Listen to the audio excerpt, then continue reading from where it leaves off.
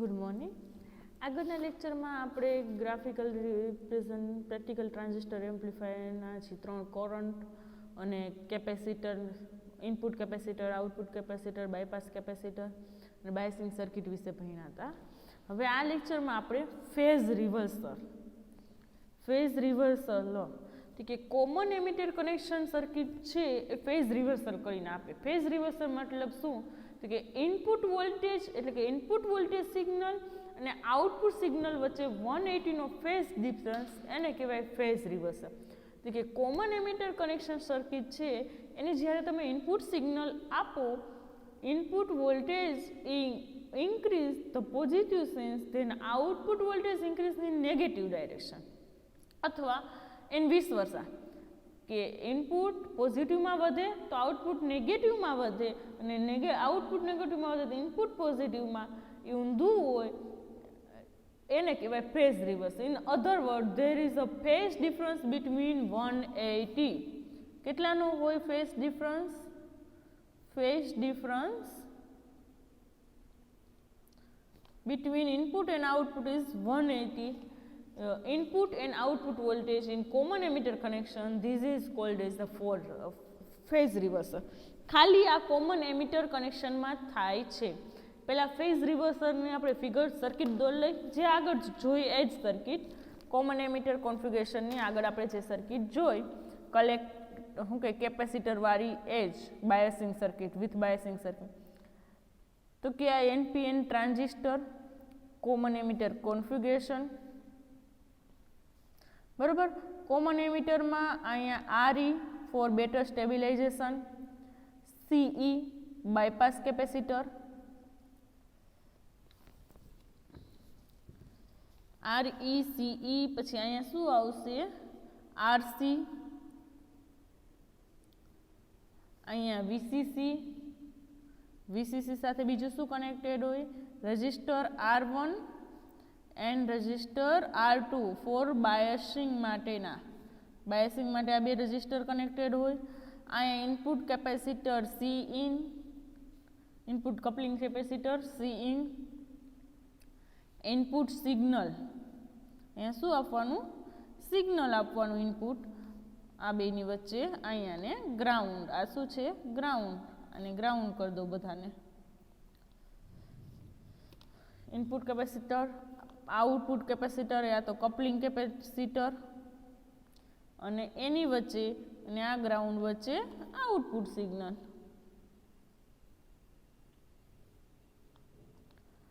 આ થઈ phase reversal. ખાસ કોમન એમિટર કોન્ફિગરેશનમાં જ ફેઝ રિવર્સલ થાય. Phase reversal common emitter configuration circuit, અહીંયા પ્લસ VCC, આમ લખો કે આમ લખો ગમે. આ રજિસ્ટર છે R1, R2, RC, RE, bypass capacitor CE. Output signal કેમ હોય? ઇનપુટ અને આઉટપુટના સિગ્નલ જોવા હોય તો કે input voltage signal, input voltage signal એટલે કે Vin એ આવું હોય, બરોબર. With respect to time input voltage signal change થતું હોય, આ સિગ્નલ છે.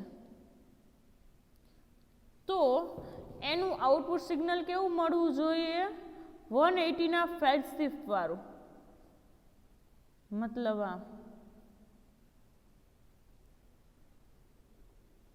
આ વિથ રિસ્પેક્ટ ટુ T અને આ V out, output signal.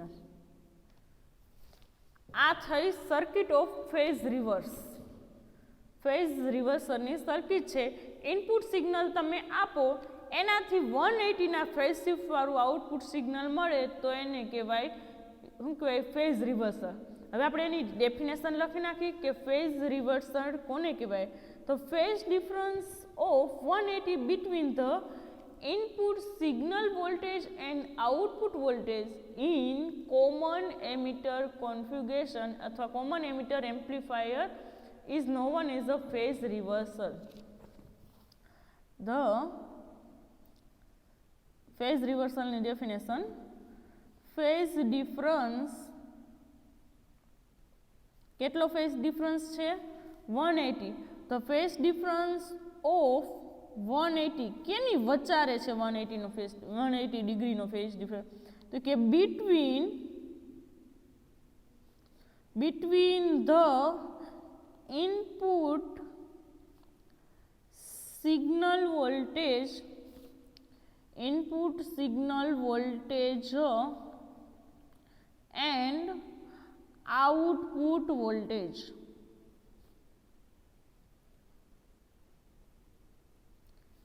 In a common emitter amplifier circuit is known as phase reversal. Phase reversal કોને કહેવાય ખબર પડી ગઈ? કેમ આવે છે એ આપણે પછી જોઈ, પણ કોને કહેવાય એટલી ખબર પડી ગઈ?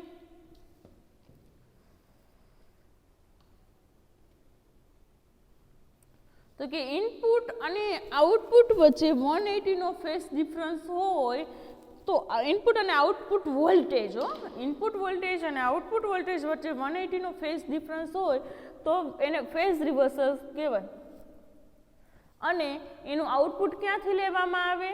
કલેક્ટર અને એમિટર ઉપરથી. કોમન એમિટર કોન્ફિગરેશન છે તેથી this is called phase reversal. Common emitter configuration, so output taken between collector and emitter, and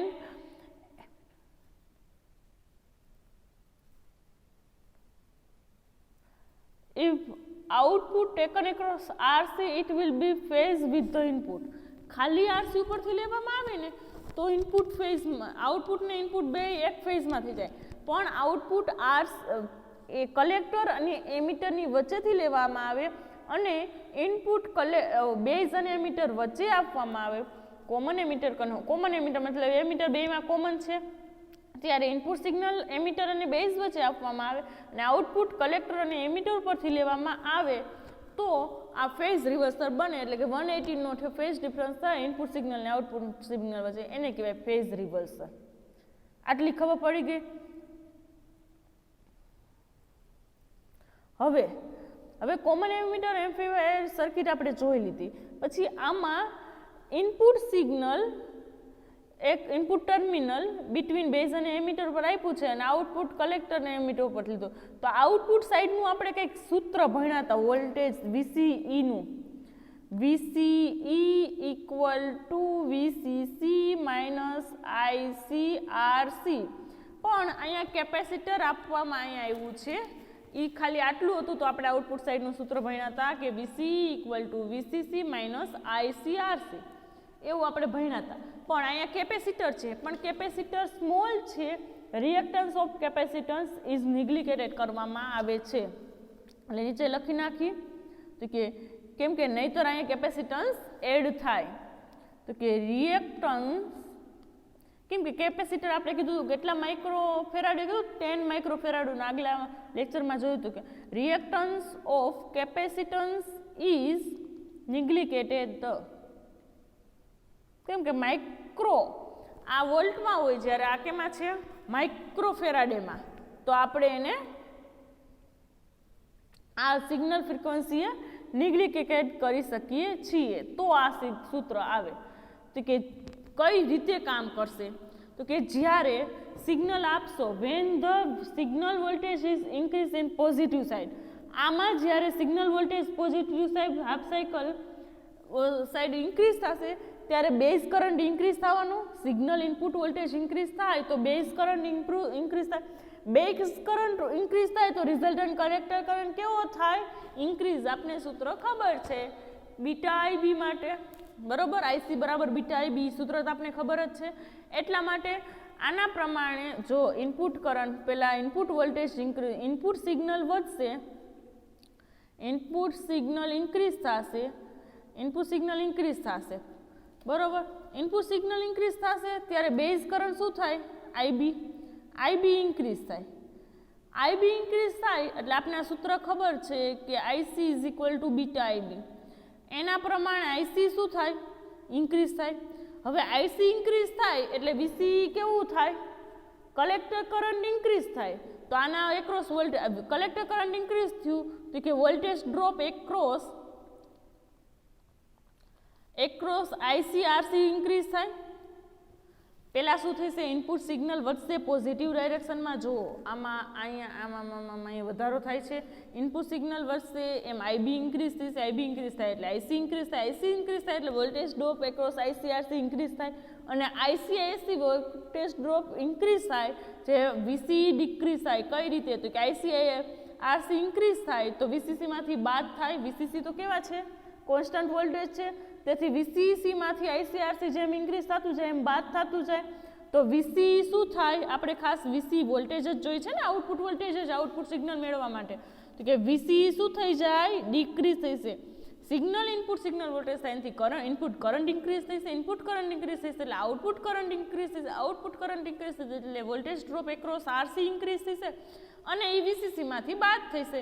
તેથી વીસી શું થઈ જશે, ડિક્રીઝ. અને જેમ વધારે ઇન્ક્રીઝ થાય voltage increasing positive half cycle, positive half સાયકલમાં વધશે તેના output voltage increasing in negative half cycle.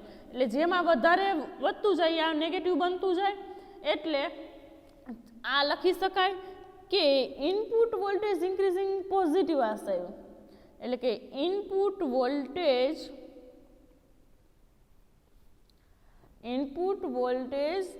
Is increasing in positive half cycle, in positive half cycle. એટલે આ પોઝિટિવ હાફ સાયકલ કે ને આને પોઝિટિવ કહેવાય ને આને નેગેટિવ હાફ સાયકલ કહેવાય. તો એ પ્રમાણે શું કહેવાય, જેમાં ઓલું ઇનપુટ વધતું જશે એમાં output increasing in negative half cycle. તો કે input voltage increasing in positive half cycle,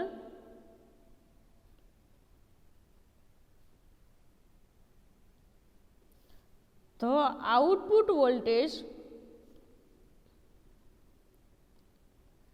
is increasing in negative half cycle. A negative sense થાય, નેગેટિવ બાજુ વધશે અને ઓલું પોઝિટિવ બાજુ વધશે. એટલે આઉટપુટ અને ઇનપુટ વચ્ચે કેટલાનો ફેઝ શિફ્ટનો ડિફરન્સ થયો, 180 નો. એટલે કે output is 180 out of phase with the input. આ જ આપણે જોતું હતું, ફેઝ રિવર્સલ જ કરવાનું હતું. તો કે output is 180 phase out of phase, 180 out of phase with the input. એટલે થઈ ગયું ને ફેઝ રિવર્સલ ઇનપુટ કર. તેથી કોમન એમિટર એમ્પ્લીફાયરમાં positive half cycle of the input signal appear is the amplified. આ પોઝિટિવ હાફ સાયકલ હોય એ negative half સાયકલમાં, એટલે કે positive half cycle of input signal is amplified the negative half cycle of the output and vice versa. It may be noted that the amplification is not affected by this phase reversal. કે amplification affected નથી થયું phase reversal. ખબર પડી ગયા phase reversal કઈ રીતે, હવે એનું મેથેમેટિકલી પ્રૂવ આપણે કરશે, પણ આ ખબર પડી ગઈ કે ઇનપુટ સાઇડ તમે સિગ્નલ આપો. પહેલાં ફેઝ રિવર્સલ કોને કહેવાય, તો કે phase difference between 180 phase difference of 180 between input signal voltage remember and output voltage in common emitter configuration. બીજા એક configuration નહીં, કેવા common emitter configuration એટલે કે CE configuration, CE amplifier is known as a phase reversal. પછી આ સૂત્ર આપને ખબર છે, VC બરાબર VCC માઇનસ ICRC. આ સૂત્ર પ્રમાણે જ્યારે ઇનપુટ વોલ્ટેજ ઇન્ક્રીઝ થતા જશે, જેમ ઇનપુટ વોલ્ટેજ વધશે એમ ઇનપુટ કરંટ આઈબી વધશે, આઈબી વધશે એટલે સૂત્ર બીટા આઈબી પ્રમાણે આઈસી વધશે, આઈસી વધશે એટલે આઈસીઆરસીનો વોલ્ટેજ ડ્રોપ વધશે, અને એ વોલ્ટેજ ડ્રોપ વધશે એ વીસીસી કોન્સ્ટન્ટમાંથી આપણે બાદ કરી તો વીસી કેવું થતું જાય, ડિક્રીઝ થતું જાય. નેગેટિવ સાઇડ ઇન્ક્રીઝ થાય અને ઓમ ડિક્રીઝ થતું જાય, કેમ કે આ જેમ વધારે આવતું જશે પછી નેગેટિવ સાઇન આવશે. એનો કહેવાનો મતલબ એમ કે વીસીઈ ડિક્રીઝ થાય કે ઇનપુટ વોલ્ટેજ ઇન્ક્રીઝ થાય પોઝિટિવ હાફ સાયકલ દરમિયાન, એ જ પ્રમાણે આઉટપુટ વોલ્ટેજ ઇન્ક્રીઝ થાય ઇન નેગેટિવ હાફ સાયકલ દરમિયાન. આ બે વચ્ચે એક 180 નો ફેઝ શિફ્ટ છે, આથી એને ફેઝ રિવર્સલ કહેવાય. હવે એનું મેથેમેટિકલી પ્રૂવ આપણે કરી દે ફેઝ રિવર્સલ મેથેમેટિકલી, તો કે આ ઇક્વેશન 1 છે ને એનું ડેરિવેટિવ કરો વિથ રિસ્પેક્ટ ટુ, તો શું આવે? તો કે ડીવીસી, એસી સિગ્નલ છે ને ડીવીસી, પછી આ વીસીસી કયું છે? કોન્સ્ટન્ટ, તો કોન્સ્ટન્ટનું વિકલન શું થાય? 0. આ મેથેમેટિકલ ઇમ્પ્રુવમેન્ટ છે.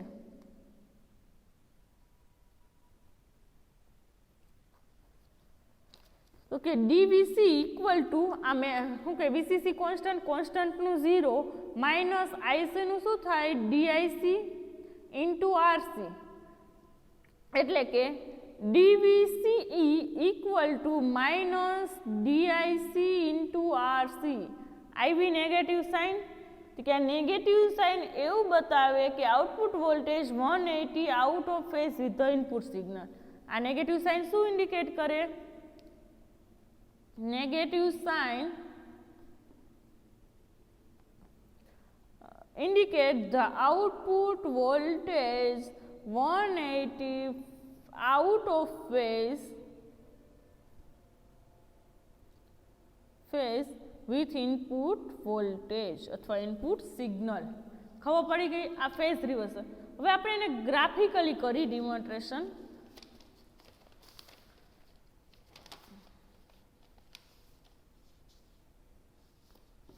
કે ગ્રાફિકલી આપવું હોય તો કેમ અપાય?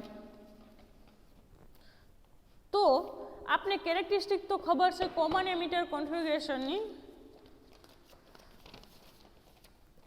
કોમન એમિટર કોન્ફિગરેશનની કેરેક્ટરિસ્ટિક આપણે જોઈ છે. શું હતી કેરેક્ટરિસ્ટિક? આપણે જોઈએ શેના વર્સિસ શેની છે? વીસી વર્સિસ આઈસીની. આ કોમન એમિટર કોન્ફિગરેશનની વીસી વર્સિસ આઈસીની કેરેક્ટરિસ્ટિક છે.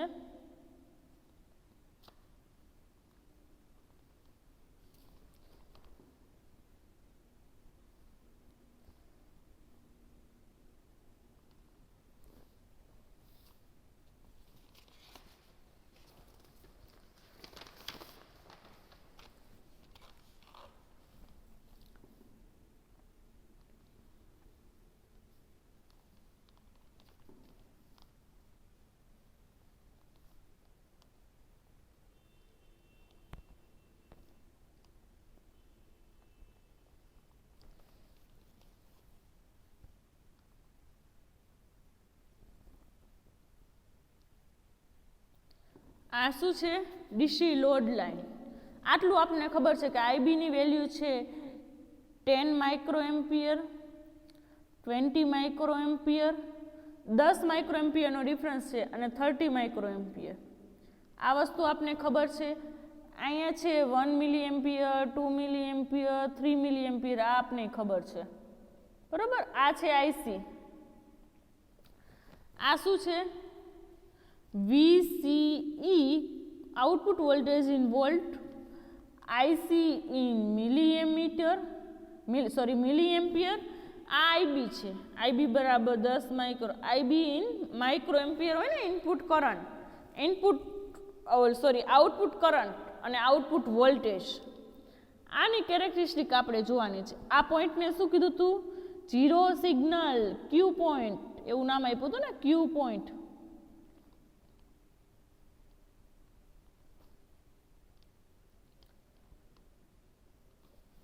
હવે પહેલા શું કરશું? આ કોમન એમિટર કોન્ફિગરેશનની કેરેક્ટરિસ્ટિક છે. આટલું આપણે તો ખબર છે.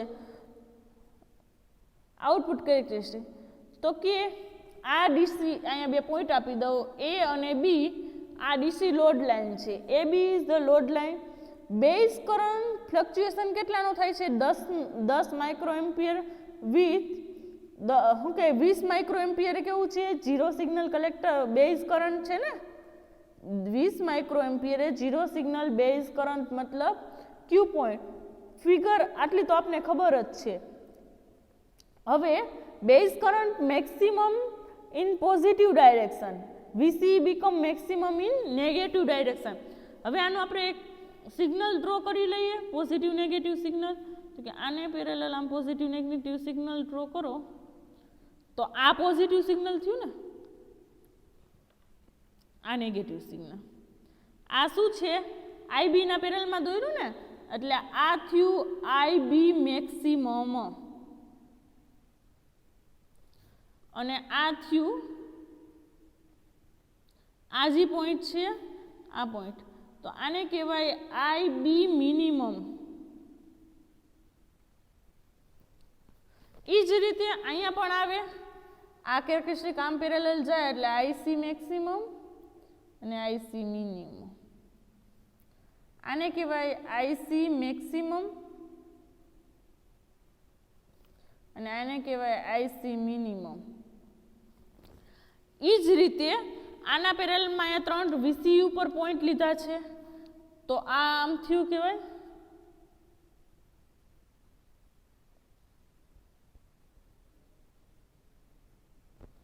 આ સિગ્નલ ખાસ જોવાનું છે.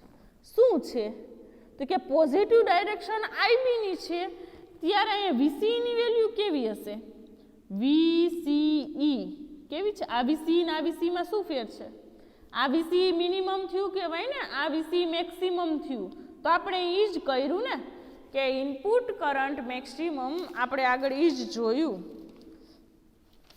ફેઝ રિવર્સલ તો જ ક્લિયર થાય ને. ઇનપુટ કરંટ ઇન્ક્રીઝ હોય એટલે કે મેક્સિમમ હોય ત્યારે આઉટપુટ કેવું હોય છે? ડિક્રીઝ. તો આ થયું ઇનપુટ કરંટ મેક્સિમમ, આઈબી એટલે ઇનપુટ કરંટ થયું. ઇનપુટ કરંટ મેક્સિમમ ત્યારે વીસીઈ મિનિમમ અને input current minimum IB minimum ત્યારે વીસીઈ. આ વીસીઈની વેલ્યુ આમ જતી જાય એમ ઇન્ક્રીઝ થતી જાય વીસીઈની વેલ્યુ, અને આમ જતી જાય એમ આઈબીની વેલ્યુ ઇન્ક્રીઝ થતી. તો આઈબીનો આ પોઈન્ટ એટલે આ મેક્સિમમ પોઈન્ટ થયો કહેવાય, અને આ પોઈન્ટ એટલે આ મિનિમમ પોઈન્ટ થયો. તો અહીંયા વીસીઈ શું થઈ ગયું? મેક્સિમમ.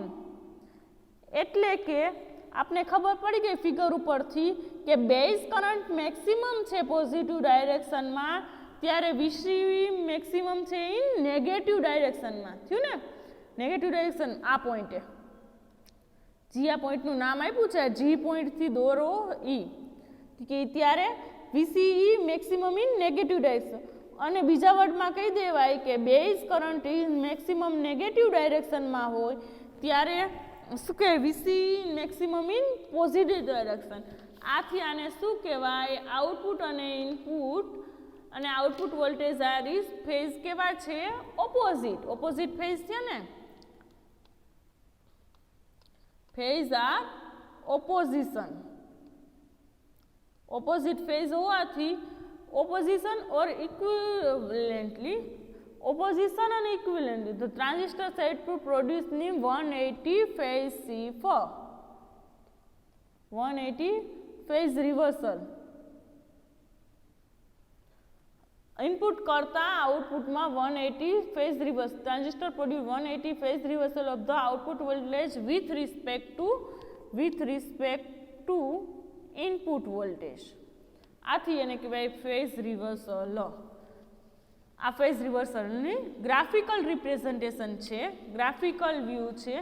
ગ્રાફિકલ લખવું હોય તો કેમ લખાય કે આપણે કેરેક્ટરિસ્ટિક ખબર છે, કેરેક્ટરિસ્ટિક પરથી ઇનપુટ આઈબી સિગ્નલ દોરવાનું, આઈસી જોવો, એ પાછું યાદ રાખો. આ ક્વેશ્ચન પૂછે આઈબી અને આઈસી કેવો છે? ઇન ફેઝમાં છે. જુઓ, આઈબી મેક્સિમમ છે, ઈજ પોઈન્ટ આઈસી મેક્સિમમ છે. એટલે ફેઝ રિવર્સ ખાલી વોલ્ટેજમાં જ થાય છે, કરંટમાં નહીં. કરંટ ઇન ફેઝ છે દરેકમાં. વોલ્ટેજમાં આ ઇનપુટ વોલ્ટેજ છે એના કરતાં આઉટપુટ વોલ્ટેજ રિવર્સ એટલે કે નેગેટિવ સાઈડ ઇન્ક્રીઝ થાય છે. એટલે ફેઝ રિવર્સલ આઉટપુટ સાઈડ થાય છે, ઇનપુટ સાઈડ નહીં. આરયુ ઇનપુટ વોલ્ટેજમાં થાય છે, કરંટમાં નહીં. આ અહીંયા કરંટ જો ઇન્ક્રીઝ થાય છે તો આઉટપુટ કરંટ એ જ પ્રમાણે ઇન્ક્રીઝ થાય છે. કરંટમાં ફેઝ રિવર્સ, કરંટ ઇનપુટ અને આઉટપુટ બે કરંટ ઇન ફેઝમાં છે, વોલ્ટેજ રિવર્સમાં થાય છે. એટલે ફેઝ રિવર્સ બિટવીન વોલ્ટેજ. પરંતુ આ કોમન એમિટર કોન્ફિગરેશન માટે શક્ય છે. No phase reversal of voltage occurs in common base કે common collector. No phase reversal. આ ફેઝ રિવર્સલ કોમન બેઝ માટે બને છે, પણ કોમન એમિટર માટે, પણ no phase reversal of voltage occurs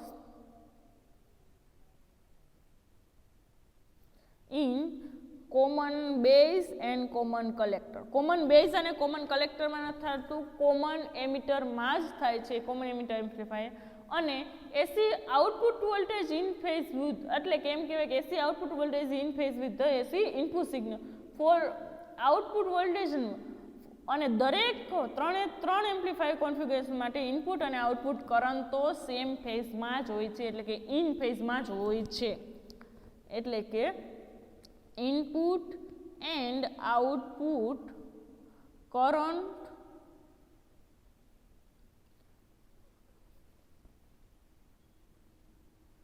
currents are in phase,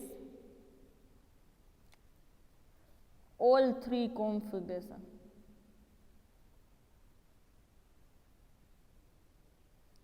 CC, CB અને CE ત્રણેય માટે કરંટ તો ઇન ફેઝમાં જ હોય છે, પણ ખાલી સી માટે રિવર્સ ફેઝમાં વોલ્ટેજ થાય છે, CB અને CC માટે વોલ્ટેજ નહીં.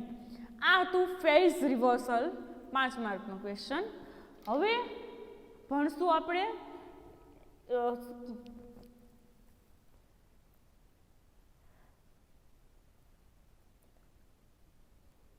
ઓનલી, ખાસ યાદ રાખજો, ઓનલી કોમન એમિટર સર્કિટ માટે જ, ઓનલી કોન્ફિગરેશન માટે જ ઇનપુટ અને આઉટપુટ વચ્ચે 180નો ફેઝ ડિફરન્સ થાય છે. કોમન બેઝ અને કોમન કલેક્ટર માટે બે ઇન ફેઝમાં હોય છે. હવે આપણે ભણવાનું છે લોડ લાઇન. લોડ લાઇન ભણવા માટે એસી અને ડીસી ઇક્વિવેલન્ટ સર્કિટ જરાક જોઈ લઈએ, પછી એમાં લોડ લાઇનનો ઉપયોગ કરશું. એસી અને ડીસી ઇક્વિવેલન્ટ સર્કિટ, તો કે એસી અને ડીસી ઇક્વિવેલન્ટ સર્કિટ બનાવવા માટે પહેલાં આપને આ ફિગર તો ખબર જ છે. કેમ ગયું આપણે અત્યારે ભણ્યા ફિગર? આ ફિગર તમને ખબર જ છે કે અહીંથી એસી ઇનપુટ સિગ્નલ આપવું અને C in, R1, R2, RC, RE, CC, CE અને RL. અહીંયા RL આવે, આ તો ડાયરેક્ટ આપ્યું એટલે અહીંયા શું આવે? RL. આ ફિગર તમને બધાને ખબર છે, બરાબર. હવે હું આનું ડીસી ઇક્વિવેલન્ટ સર્કિટ દોરવી છે. તમને લોડ લાઇન એનાલિસિસ સમજવા માટે, ડીસી લોડ લાઇન ભણવા માટે ડીસી ઇક્વિવેલન્ટ સર્કિટ જોઈ અને એસી લોડ લાઇન ભણવા માટે એસી ઇક્વિવેલન્ટ સર્કિટ જોઈ, એટલે હું પહેલાં ભણાવું છું ડીસી ઇક્વિવેલન્ટ સર્કિટ. કેમ કે અહીંયા કેવી હતી? બે સર્કિટ મિક્સ હતી.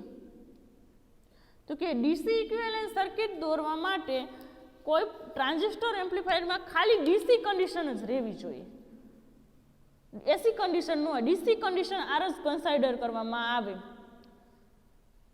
તો કે નો સિગ્નલ આપો, સિગ્નલ આપો એ તો કેવું હોય? સિગ્નલ એસી છે ને, કે સિગ્નલ આપવાનું નહીં, ડાયરેક્ટ કરંટ સિગ્નલ આપવાનું is the direct current can not flow through the capacitor. અને કેપેસિટરમાંથી ડીસી પાસ ન થાય, એટલે કેપેસિટરને કેવા કરી દેવાના? Open circuit. જો ડીસી ઇક્વિવેલન્ટ સર્કિટ કરવું હોય ત્યારે સિગ્નલ નહીં આપવાનું ટ્રાન્ઝિસ્ટર. શું કામ? સિગ્નલ એસી છે, એટલે ડીસી કરવા માટે સિગ્નલ નહીં આપવાનું અને કેપેસિટરમાંથી ડાયરેક્ટ કરંટ નહીં પાસ થાય, તેથી બધાય કેપેસિટર છે એને કેવા કરી દેવાના? એસી સર્કિટ. અને પછી ઇક્વિવેલન્ટ સર્કિટ આ સર્કિટમાંથી દોરવાની. તો એના બે સ્ટેપ છે મેન.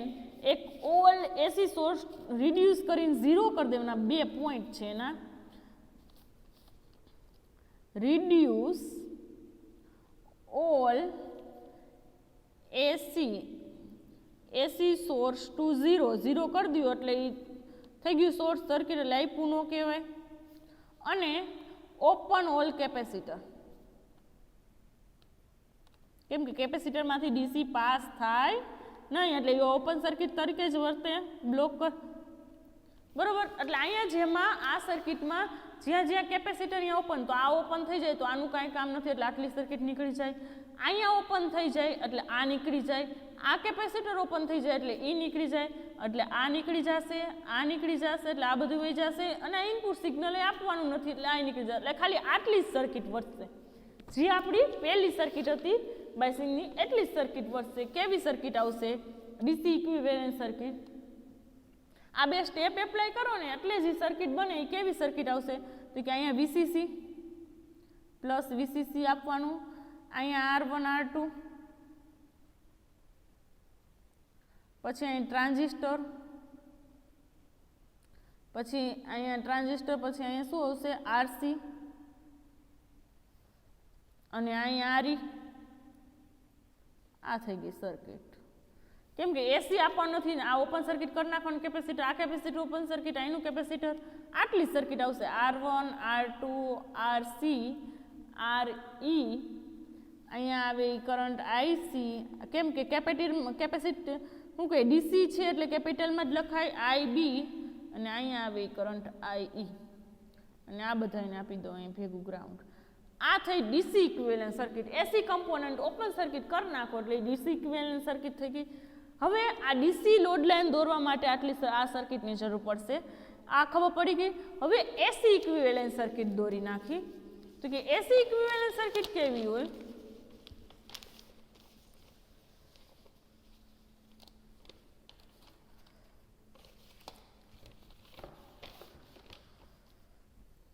એસી ઇક્વિવેલન્ટ સર્કિટ દોરવા માટે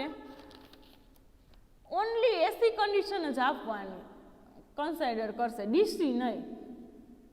એસી condition, DC voltage is not important આ સર્કિટ માટે. તો કેપેસિટર કેવા હોય? કપલિંગ કેપેસિટર અને બાયપાસ કેપેસિટર તો શું કહેવાય? શું કામ? ડીસી આવતા જ નથી તો કપલિંગ કેપેસિટર અને બાયપાસ કેપેસિટરની શું જરૂર છે?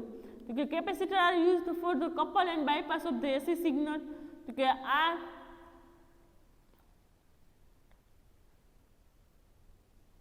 એની વેલ્યુ લાર્જ બાય એસી સિગ્નલને પાસ કરવા માટે કરો હો એટલે એ કેપેસિટરની વેલ્યુ કેવી જોઈએ? લાર્જ જોઈએ. તો એને શોર્ટ સર્કિટ ગણી લેવાનું. હું શું કરતા હતા, બધા કેપેસિટર ઓપન સર્કિટ કાઉન્ટ એટલે એના આગળનું એના પાછળનું કંઈ કનેક્ટ થાય નહીં.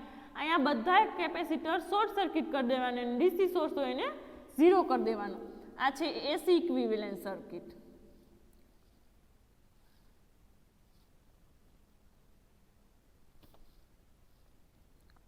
તો કે શું કી એસી ઇક્વિવેલન્ટ સર્કિટમાં? reduce all DC source to 0. Reduce all DC source to 0 એટલે કે VCC equal to 0 અને short all the capacitor. બધા કેપેસિટરને કેવા કરો? શોર્ટ કરી નાખો. તો એની ઇક્વિવેલન્ટ સર્કિટ આવશે એ કેવી આવશે? આ સર્કિટ છે, આ ડીસી કાઢી નાખવાનો, ડીસી કમ્પોનન્ટ કાઢી નાખશો એટલે આ વીસીસી નીકળી જશે. આને શોર્ટ સર્કિટ કરી દો, આને શોર્ટ સર્કિટ કરી દો, આને શોર્ટ સર્કિટ કરી દો એટલે આરીની જરૂર પડશે નહીં, કેમ કે બધું સિગ્નલ વહી જશે. તો સર્કિટ કંઈક આવી આવશે.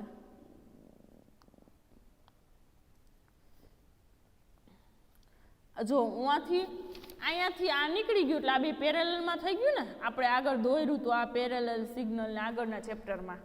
તો આ બે કેવા થઈ ગયા પેરેલલમાં? R1 R2. તો કે R1 આ R1 મતલબ પેલો R1 R2 પેરેલલમાં. આ આઈ ડાયરેક્ટ ગ્રાઉન્ડ શું કામ? આમાં રજિસ્ટરની જરૂર પડશે નહીં. આ ઇનપુટ સિગ્નલ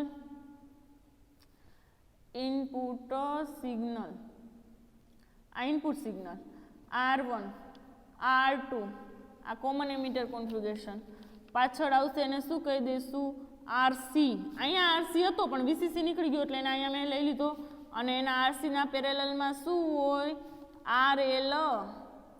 આ બધાને હારે ગ્રાઉન્ડ આપી દો તોય ભલે, એને અલગ અલગ ગ્રાઉન્ડ આપો તોય ભલે. તો આ થયો RC અને આ થયો RL.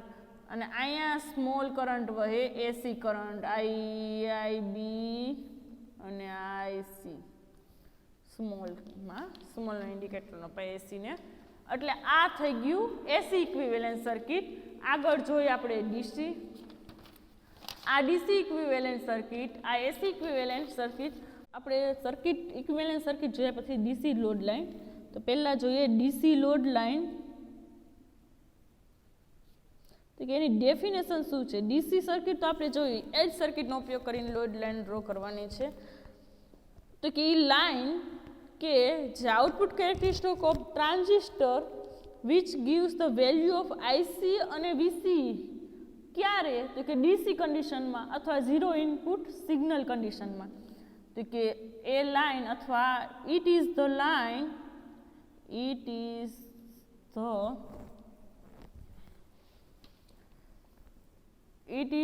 The line on the output characteristic. આગળ આપણે જોઈએ જ ગયા ડીસી લોડ લાઇન આગળના ચેપ્ટરમાં ઈ જ કે આઉટપુટ કેરેક્ટરિસ્ટિકની લાઇન તો કે ક્યારે ઓફ અ ટ્રાન્ઝિસ્ટર સર્કિટ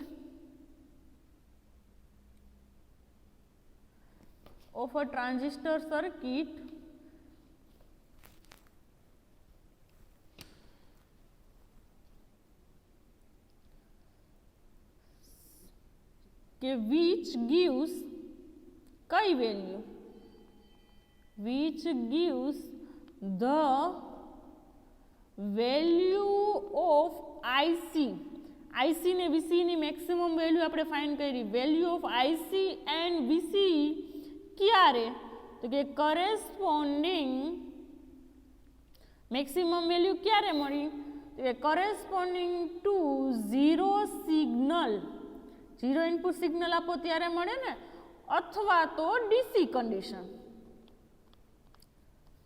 આને કહેવાય ડીસી લોડ લાઇન તો કે એક લાઇન છે જે આઉટપુટ કેરેક્ટરિસ્ટિક ઉપરની ટ્રાન્ઝિસ્ટરની કે જ્યાં આઈસી અને વીસીની એવી વેલ્યુ કઈ વેલ્યુ તો કે ઝીરો સિગ્નલ વાળી અથવા ડીસી કન્ડિશન વાળી એને કહેવાય ડીસી લોડ લાઇન આપણે આગળના ચેપ્ટરમાં ભણી ગયા હતા ડીસી લોડ લાઇન આપણે પહેલાં ડીસી ઇક્વિવેલન્ટ સર્કિટ જોયું પહેલી સર્કિટ આ આપણી પાસે હતી આ સર્કિટ આપણી પાસે છે બરોબર સી કોન્ફિગરેશન માટેની આ સર્કિટમાંથી ડીસી ઇક્વિવેલન્ટ સર્કિટ આપણે આ જોઈ આ સર્કિટની લોડ લાઇન દોરવાની છે એબ્સન્સ ઓફ સિગ્નલ એટલે કે ડીસી કન્ડિશનમાં હોય ને એને કહેવાય ડીસી લોડ લાઇન એટલે આ ડીસી કન્ડિશનવાળી સર્કિટ થઈ ગઈ આમાં એસી સિગ્નલ એબ્સન્સ છે તો આ સર્કિટમાં કિર્ચોફ લો એપ્લાય કરી તો અહીંથી શું લાગે આ આઉટપુટ સાઇડ કિર્ચોફ લો અહીંયા વીસીઈ આવે તો કે વીસીઈ અથવા VCC is equal to VCE plus ICRC VCC equal to ICRC plus VCE plus REI આવું થાય ને આઉટપુટ સાઇડ અત્યાર લગી આપણે બધામાં કિર્ચોફ લો એપ્લાય કર્યો આ સર્કિટમાં આપણે output side Kirchhoff law apply કરી બરોબર ડીસી લોડ લાઇન દોરવા માટે તો કે આ સર્કિટમાં કિર્ચોફ લો એપ્લાય કરો તો કે એપ્લાય કિર્ચોફ લો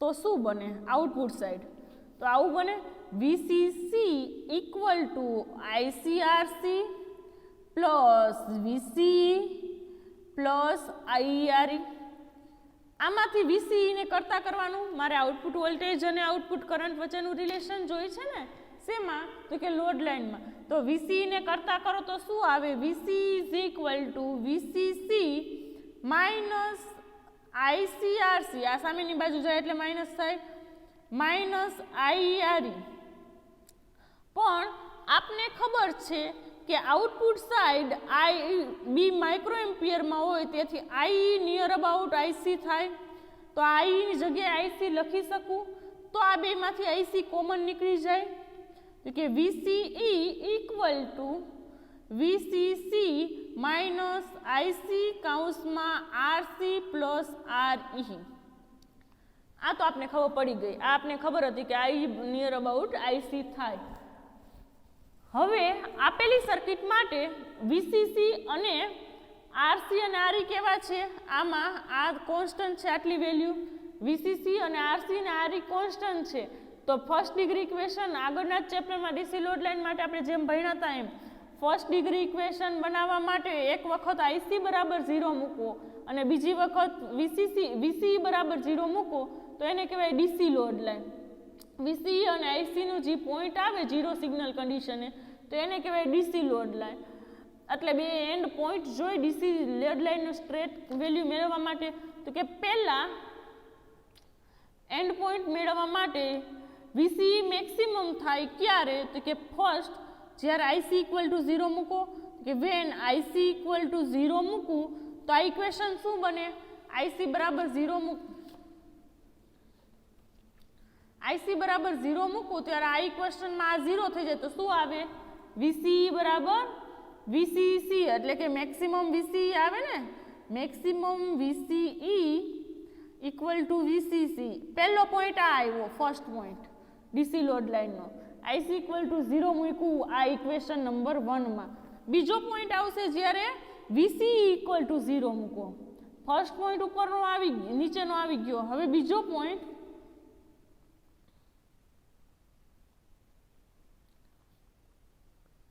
લોડ લાઇનનો. બીજો પોઈન્ટમાં વીસી ઇક્વલ ટુ 0 મૂકું, આના બરાબર 0 મૂકું તો શું થઈ જાય? વીસીસી બરાબર આઈસી, આ કાઉન્સમાં આરસી ઇન્ટુ આરઈ, આઈસીને કરતા કરું. જો આના બરાબર 0 મૂકું, વીસી ઇક્વલ ટુ, તો કે 0 equal to VCC minus IC RC plus RE. આને સામેની બાજુ જવા દઈ તો શું થાય? તો કે વીસીસી ઇક્વલ ટુ આઈસી કાઉન્સમાં આરસી પ્લસ આરઈ થાય. હવે આમાંથી આઈસીને કરતા કરો તો શું થાય? તો કે IC is equal to VCC છેદમાં આરસી પ્લસ આરઈ. આ બીજો પોઈન્ટ આવ્યો, સેકન્ડ પોઈન્ટ. આ બે પોઈન્ટને જોડતી જે લાઈન બનાવે એને કહેવાય ડીસી લોડ લાઈન. આપણે બનાવી આ બે પોઈન્ટને જોડતી અહીંયા લાઈન, તો કે આવી કેરેક્ટરિસ્ટિક આપણે ભણ્યા હતા. આ વીસી છે વોલ્ટમાં છે, આઈસી છે ડીસી છે ને એટલે મિલી એમ્પિયરમાં છે, અને આવા કંઈક પોઈન્ટ આવ્યા હતા.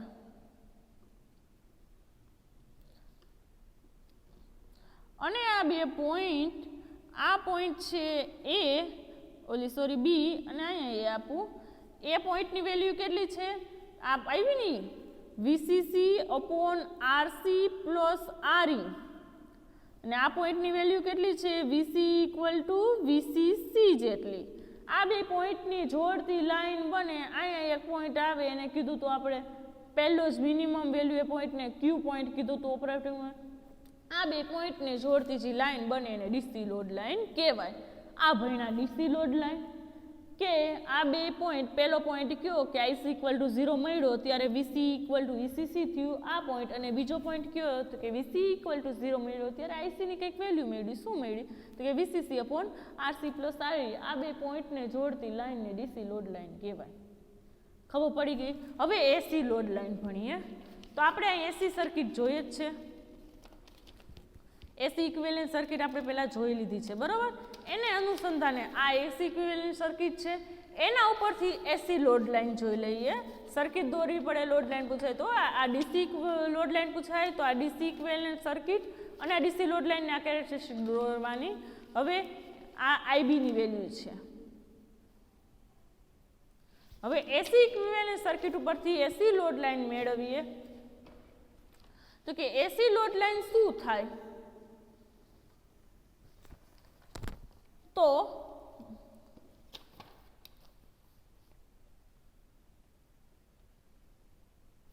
AC load line, this is the line on the output characteristic of transistor which gives value IC, એટલે કે AC ની IC અને VC સ્મોલ માં. This is the line on the output characteristic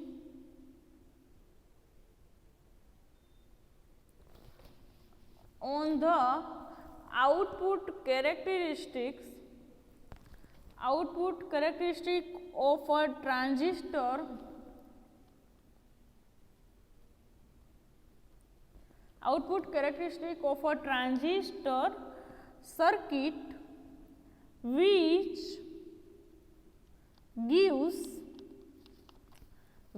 gives the value of small IC એટલે કે AC IC and small VC.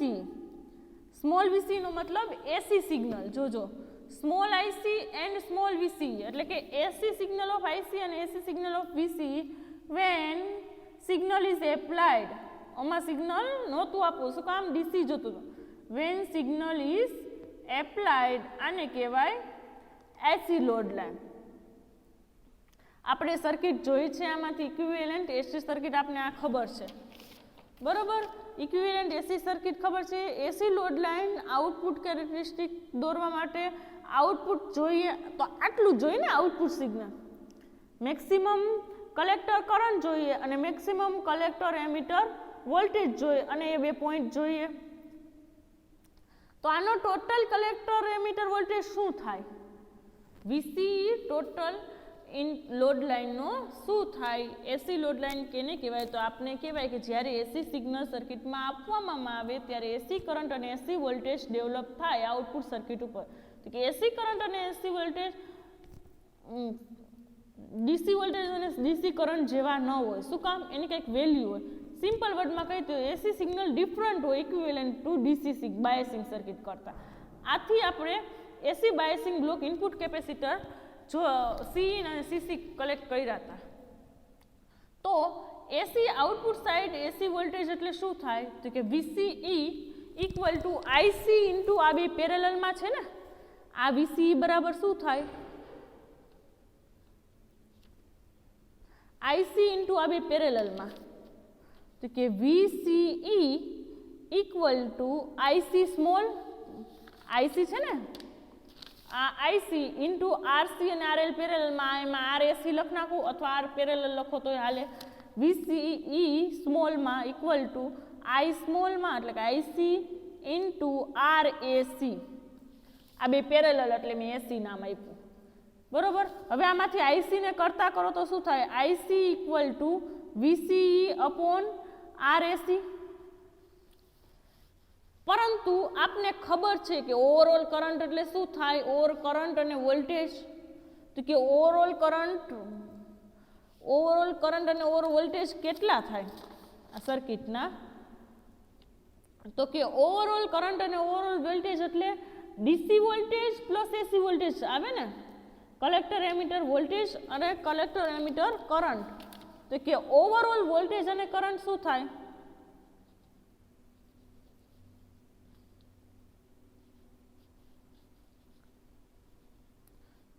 તો કે આવું થાય. Small IC equal two capital IC એટલે ડીસી પ્લસ સ્મોલ આઈસી. પછી capital IC અને small IC તો આપને આ ખબર છે. વીસી સ્મોલ, આ વી સ્મોલ છે, વીસી સ્મોલ એસીના છેદમાં આર પેરેલલ આર એસી. બરોબર. આ વેલ્યુ થઈ ગયું. અને વીસી સ્મોલ એટલે શું થાય? પણ વીસી સ્મોલ એટલે કંઈક થાય ને કે વીસી સ્મોલ એટલે VC capital plus VC small. આ કરંટ મળ્યો, ટોટલ કરંટ. આ ટોટલ કરંટ થયો, આ ઓવરઓલ વોલ્ટેજ થયા. પણ વીસી સ્મોલની વેલ્યુ આપણે અહીંયા ખબર છે. તો કે VCE capital plus IC into R parallel. આ થયું. હવે આમાં આર પેરેલલની વેલ્યુ પ્લસ છે. આર એ પેરેલલની વેલ્યુ શું છે? તો કે આ બે પેરેલલમાં છે ને આરસી અને આરએલ પેરેલલમાં. તો કે આરસી પેરેલલ આરએલ એટલે કે એને લખાય કેમ? તો કે આરસી આરએલના છેદમાં આરસી પ્લસ આરએલ. આ ડીસી લોડ લાઇન ડ્રો કરવી હોય તો હવે આ પોઈન્ટ ઉપરથી થાય. કઈ પોઈન્ટ ઉપર? તો કે ટોટલ વીસી બરાબર શું થાય? VC into IC R AC. અને ટોટલ આઈસી બરાબર શું થાય? IC plus VC upon R AC. આ sorry AC load line. AC load line એટલે શું? તો કે વીસીઈ અપોન સ્મોલ આઈસી બરાબર 2 પોઈન્ટ આવશે. કયા 2 પોઈન્ટ? એક આ પોઈન્ટ અને એક આ પોઈન્ટ. બરોબર. આ 2 પોઈન્ટ આવ્યા. તો કે પહેલો પોઈન્ટ કરંટનો શું છે? કેપિટલ આઈસી પ્લસ વીસીઈના છેદમાં આર એસી. અને છેલ્લું આ છેલ્લો ટોપિક તો કે વીસીઈના છેદમાં આઈસી આર એસી. આ થઈ ગયું એસી અને ડીસી લોડ.